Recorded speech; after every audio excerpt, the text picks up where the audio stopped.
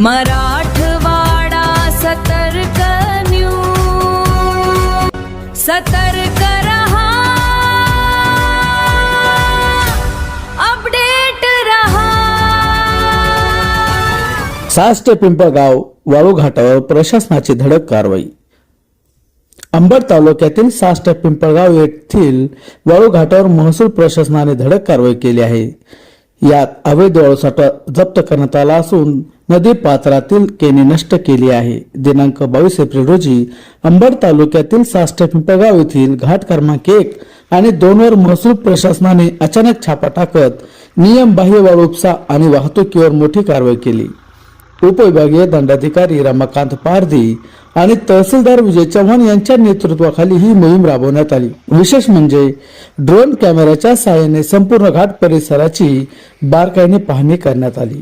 घाट क्रमांक 2 वर पोहोचलेल्या पथकाला तब्बल 29 ते 30 डंपर वाहने उभी आढळली। मजुरांच्या सहाय्याने वाळू भरले जात असल्याचे स्पष्ट झाले।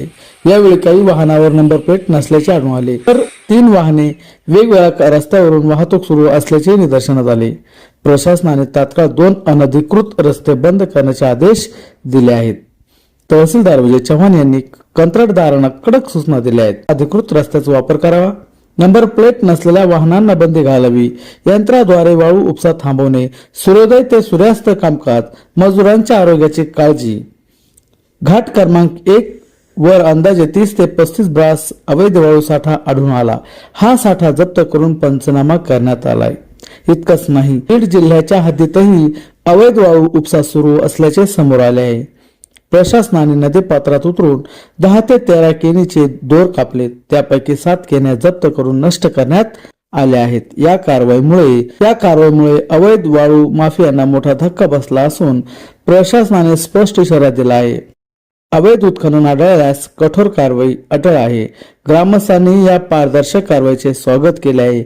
अशाच अपडेटसाठी चॅनल सबस्क्राईब करा, लाईक करा आणि शेअर करायला विसरू नका।